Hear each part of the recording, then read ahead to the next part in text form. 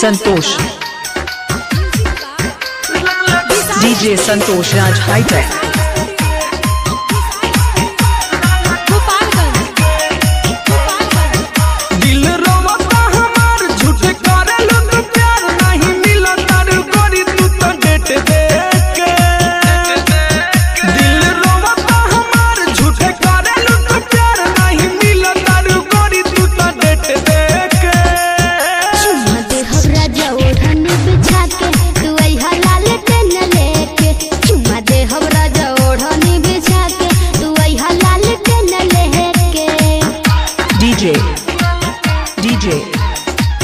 DJ Santosh Santosh Santosh चक्कर में तारा बर्बाद होई गईनी कई मेरे घर हम पापा से पिटाईनी डीजे संतोष राज हाईटेक साप गुजर पीछे से लगे हमरा डर हो कैसे हटे आई बोलो जंगल भीतर हो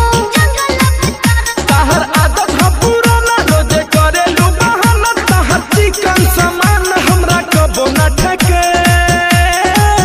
चुम्मा दे हमरा जौड़न बिछा के तू अइहा लाल के न लेके चुम्मा दे हमरा जौड़न बिछा के तू अइहा लाल के न लेके डीजे संतोष राज हाईटेक डीजे संतोष राज हाईटेक डीजे मिक्सिंग के लिए संपर्क करें मोबाइल नंबर 62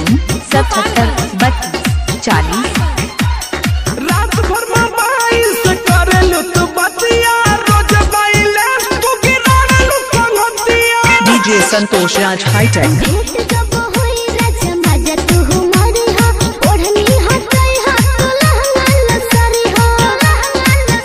रोज देखले फिल्म नया सीखले इल्म अब हमरो जवानी लुटी फेंके चुम्मा दे हमरा जौड़न बिछा के तू अइहा लाल के न लेके चुम्मा दे हमरा जौड़न बिछा के तू अइहा लाल के न लेके संतोष संतोष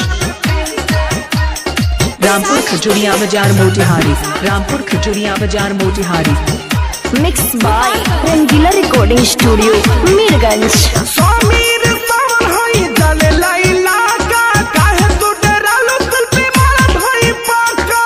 डीजे संतोष राज हाईटेक